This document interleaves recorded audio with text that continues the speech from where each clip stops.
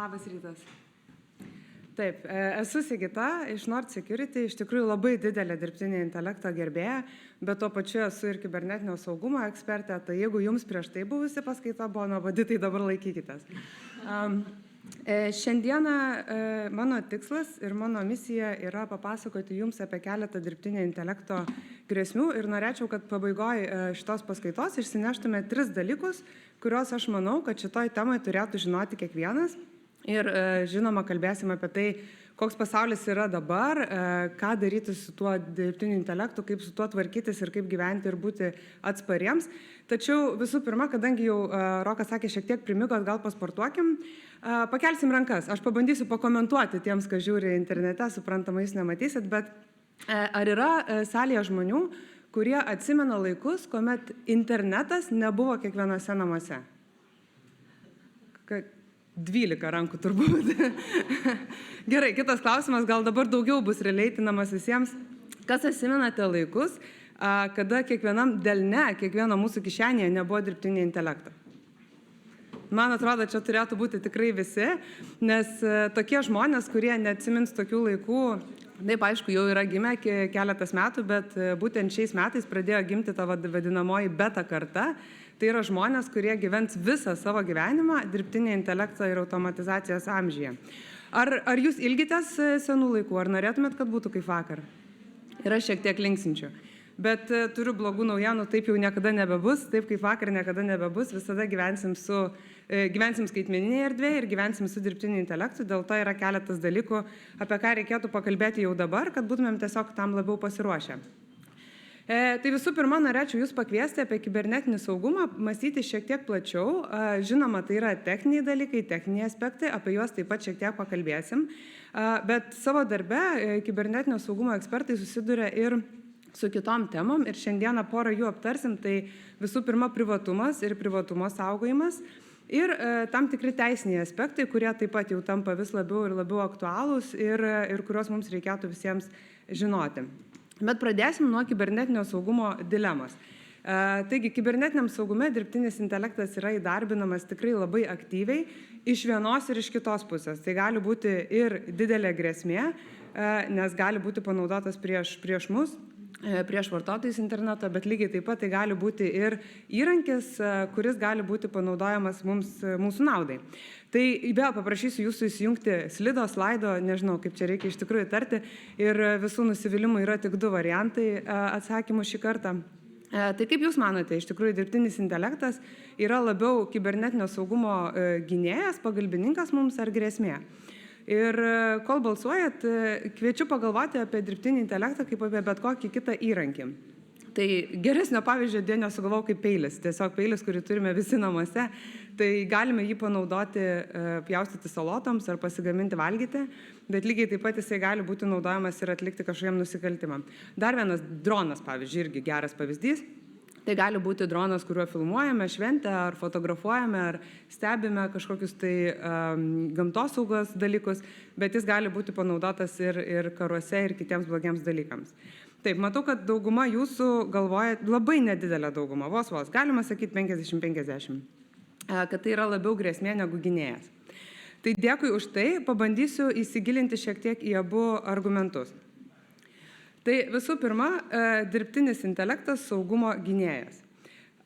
Savo darbe aš daugiausiai dirbu su didelėm įmonėm, su didelėm įstaigom, susiduriu su žmonėm, kurie dirba bankuose, korporacijose, valstybinėse institucijose, kurios yra atsakingos už labai didelių infrastruktūrų ir didelių sistemų apsaugojimą. Tai ten, ką mes matome pastaruoju metu, kur yra naudojamas dirbtinis intelektas kaip gynėjas būtent tų visų sistemų apsaugojimui, tai kuriami yra pažangiausi grėsmių aptikimo sprendimai. Dirbtinis intelektas pasižymi, arba įrankiai, kurie paremti dirbtiniu intelektu, pasižymi tuo, kad gali analizuoti labai didelius duomenų kiekius ir surasti anomalijas. Reiškia, prieš atakai kibernetiniai atsitinkant, mes jau išanalizavę daug duomenų ir pamatę, kad kažkas yra ne pagal paterną, galime spėti, kad ten yra bandoma įsilaužti, bandoma skenuoti ir kažkas gali atsitikti. Reiškia, mes naudodami tuos įrankius galime užkardyti atakas. Ir dirbtinis intelektas arba dirbtinio intelekto įrankiai šioje vietoje yra kur kas pažangesni negu žmogus, negu kibernetinio saugumo analitikas, tarkim, dėl to, kad jis pasižymi žmonėms nebūdingų, neįmanomų tiesiog greičiu, daug greičiau peržiūri tos duomenys, suranda kažkokius neatitikimus. Taip pat žmonės turi valgyti, miegoti, o dirbtinio intelekto įrankiai gali būti budrus 24/7 visus metus, jie nei kalėdų nešvenčia, nei kiaušinių neridena per Velykas, žodžiu, jie visą laiką gali dirbti, jiems nereikia atostogų. Ir dar vienas dalykas, tai mes visi mokomės ir kiekvieną dieną išmokę kažkokias žinias jas panaudojam, tačiau tikrai ne tokiu spartumu, kaip mokosi dirbtinis intelektas.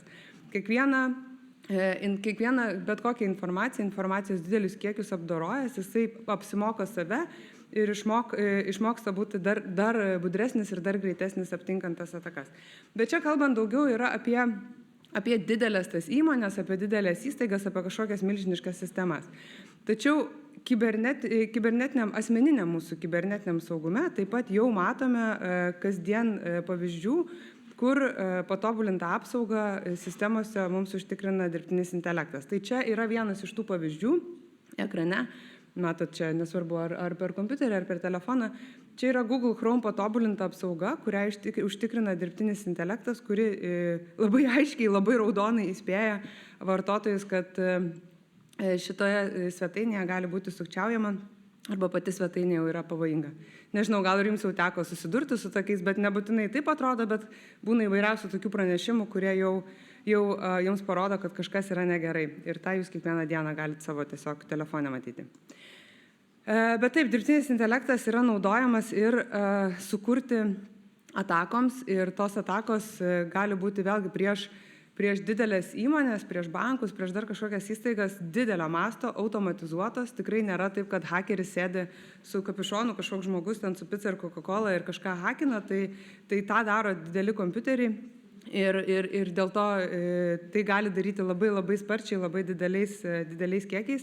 Bet lygiai taip pat vėlgi, kaip ir su tuo, pavyzdžiui, su dideliam sistemom, taip ir su savo asmeniniu kibernetiniu saugumu, mes patirsime, jeigu dar nepatyrėte, vis daugiau personalizuotų atakų. Phishingas, turbūt esate girdėję apie tokį sukčiavimo būdą, tai yra kuomet gaunamos žinutės arba elektroniniai laiškai, kur yra parašyta, kad jūs turite pervesti pinigų, susimokėti VMI, atsiimti siuntinį ir panašiai. Tai dabar tos žinutės yra tokios ganėtinai bendrinės, bet kuo toliau, tuo labiau duomenys apie mus, kuriuos mes įdedame į internetą, bus panaudojami tam, kad tos žinutės būtų personalizuotos. Tai bus parašyta nebe šiaip kažkas, sveiki, jūs atsiimkite siuntinį, bet aš gausiu žinutę, kur bus parašyta laba diena Sigita, jūs gyvenate tokioje ir tokioje gatvėje, šitam paštamete jums yra atsiųstas siuntinys. Ir tada mes jau turėsim daug mažiau priežasčių abejoti, kad tai yra mums, nes taigi mano vardas panaudotas, mano duomenys, jie negali to žinoti. Bet kitas dalykas yra vadinamosios deepfake technologijos, kuomet yra panaudojamas mūsų vaizdo įrašai, garso įrašai ir perdaromi taip, kad tuose vaizdo įrašuose būtų kaip ir mūsų veidas, mūsų kūnas, bet mes darytumėm dalykus, kurių niekada nedarytumėm, ne? Arba dabar užtenka 15-30 sekundžių garso įrašo, kad galėtumėm perdaryti tai ir skambėtų lyg tai aš kalbu, bet aš sakau žodžius, kuriuo aš niekada nesakiau. Tai tarkim paskambina mano mama ir sako, mama, blogai patekau į avariją, man reikia pinigų. Ir anksčiau tai būdavo sukčiaus balsas, o dabar tai bus tiesiog mano balsas ir tėvai ar artimieji ar draugai neturės jokios priežasties netikėti. Tai čia matėte video, šitą video sukūrė Deutsche Telekom ir jie bando perspėti apie deepfake grėsmes savo vartotojus. Mergaitė pasakoja istoriją apie tai, kad jos tėvai kėlė labai daug nuotraukų jos į socialinės medijas, vėliau jos buvo panaudotas identiteto vagystei, buvo sukurti fake dokumentai ir buvo jos taip pat veidas panaudotas ir įvairiam kitiem video patyčiams ir pornografiniam visokiem vaizdam, kurie sugadina ją gyvenimą. Aišku, šita mergaitė nėra tikra, bet taip gali atsitikti bet kuriam iš mūsų. Taigi pirmoji pamoka, kad ir kaip atrodo sudėtinga, kad ir kaip atrodo įtikinamas tas turinys, mes turim mokytis atpažinti tą dirbtinio intelekto sukurtą turinį. Ir jeigu mes kalbame apie vaizdą yra keli dalykai, kurių deepfake technologijos dar nėra visiškai ištobulinusios. Ir jeigu jūs turite tą video ir matote, kad veido dalys, kažkaip veidas nėra proporcingas, arba kaip tik labai proporcingas, kas nebūdinga žmogui, galbūt kaklo ir veido odos spalva skiriasi, gal žmogus labai daug mirksi, arba kaip tik nemirksi, tai va, į tokius dalykus atkreipti dėmesį. Ir kitas dalykas, kaip skamba garsas. Dirbtiniu intelektui vis dar yra sunku atpažinti vadinamosius frikatyvus, tai F, S, V, Z, tas raides. Mūsų kalboje jų yra, tarp kitko, labai daug, daugiau negu kitose, turbūt anglų kalboje, tarkim, jie sukelia tokį išnarėjimą, trintį tokią, kur dirbtiniam intelektui atrodo, kad čia yra tiesiog triukšmas. Ir tada gaunasi toks labai nenatūralus žmogaus kalbėjimas. Aišku, jūs galite manyti, kad galbūt čia paskambino stresiniai situacijai ir panašiai, bet jeigu sudedam visus tuos aspektus ir matosi, kad tikrai nebūdingai, kažkaip keistai, nenatūraliai žmogus kalba, tai galima įtarti, kad yra deepfake klastotė. Jeigu jūs tą video turite su savim ir galite įkelti į deepfake aptikimo technologijas, tai labai gerai, tai yra tokios Deepware Scanner, Microsoft Video Authenticator ir labai daug kitų galite rasti, bet kitą kartą tai gali būti skambutis. Ir jeigu tai yra skambutis, tiesiog su vaizdu, tai jūs neturėsit galimybės pasitikrinti, atkreipkite tada į šitos dalykus dėmesį. Na, jeigu kalbam apie garsą, apie skambutį ir nėra jokio vaizdo, ir kaip minėjau, tarkim, mano balsas skambina mano mamai ir sako, patikau į bėdą, reikia pinigų, tai mano patarimas yra susigalvoti šeimoje arba draugų grupėje slaptažodį, kurį žinosi tik jūs, tą kodinį žodį, kurį tokioje situacijoje galėtumėt paklausti. Tai jeigu aš paskambinu mamai, sakau, reikia pinigų, mano mama sako, 9 valandą 7 klasėje tave šuo žadina, tarkim, ir tokio dalyko negali žinoti niekas, tik tai mūsų šeima. Tai va, tokį tikrai labai lengvai galite pasidaryti jau ir šiandien visi.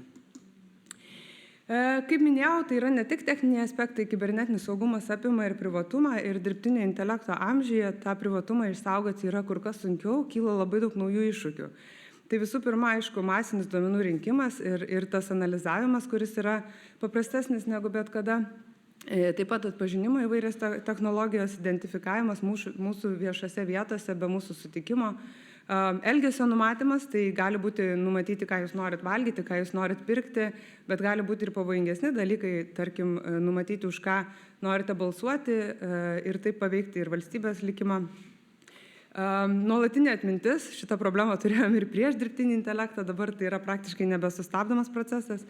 Ir valstybės priežiūros stiprinimas, turbūt esat girdėję, Kinijoje yra socialinio kredito sistema, kuri yra paremta būtent dirbtinio intelekto tam tikrais aspektais.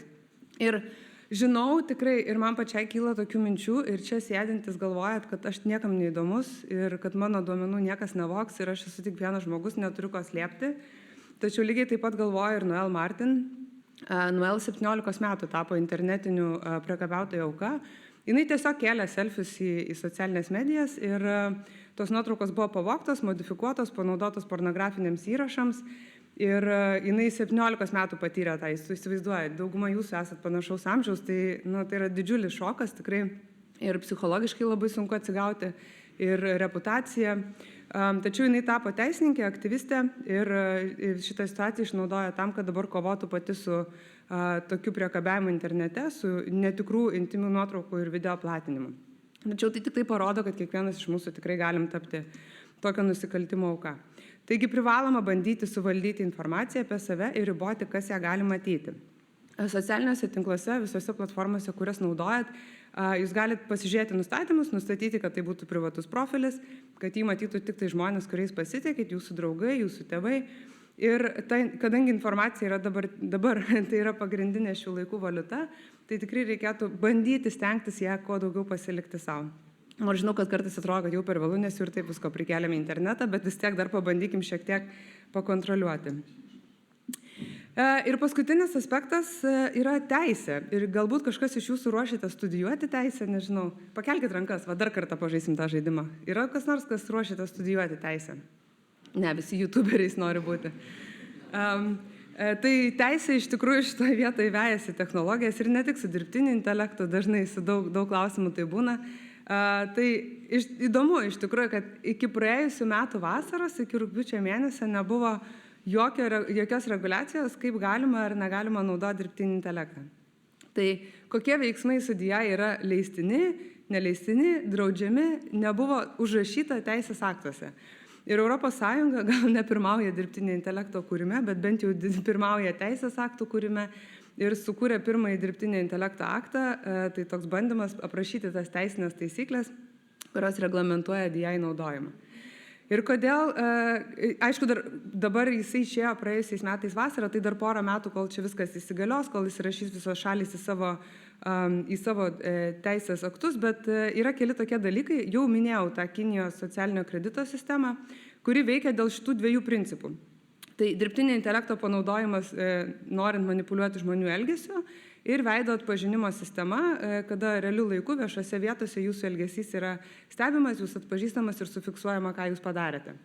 Tai šitie du dalykai tampa ES draudžiamos praktikos. Vadinasi, jeigu nuvažiuosit į Kiniją, vis dar galit būti atpažintas, galit būti sekamas, galit būti identifikuotas ar kažkur kitur, bet ES tai bus draudžiama.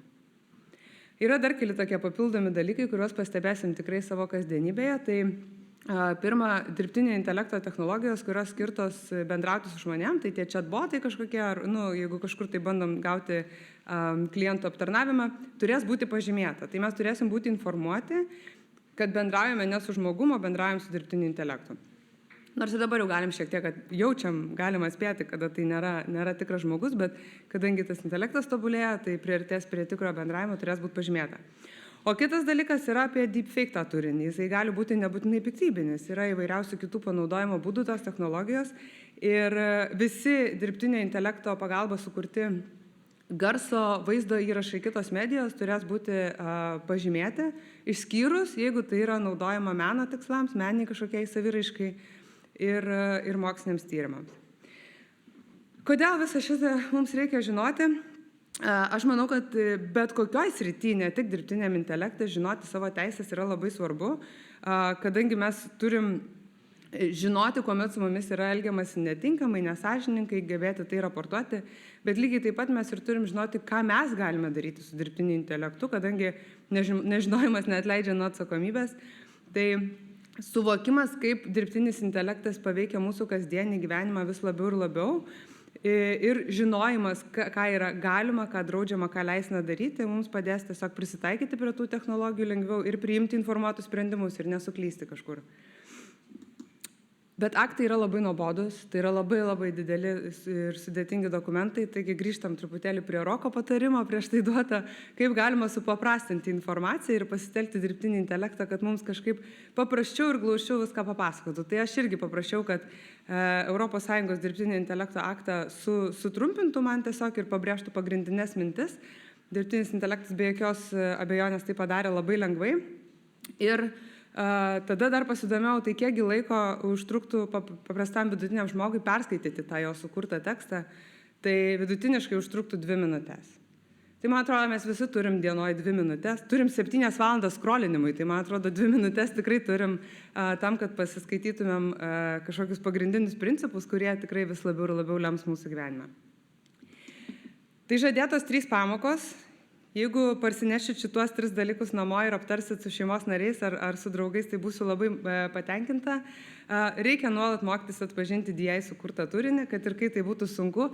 Viskas, ką pasakiau šiandien, rytoj gali būti visai neaktualu, nes tai vystosi nuolatos. Tačiau bet kokiu atveju mes negalime užstrigti praeityje. Tie laikai niekada nebegrįš, turim mokėti atpažinti tą turinį ir žinoti, kada tai yra piktnaudžiaujama, o kada tai yra naudojama, tarkim, menui, mokslui ir panašiai. Kad ir kaip atrodytų nebeįmanoma atsukti laiką atgal ir išimti informacijos, nuotraukų ir visų kitų dalykų apie save internete, vis tiek reikėtų pabandyti valdyti bent jau jautriausią, privačiausią informaciją ir riboti jos prieinamumą tik tai artimiausiam patikimiem žmonėm ir žinoti savo teisės, tam, kad galėtumėm išvengti nesąžiningo elgesio savim, piktnaudžiavimo ir patys teisingai elgtis su dirbtinio intelekto technologijomis. 1, 2, 3. Ačiū visiems labai.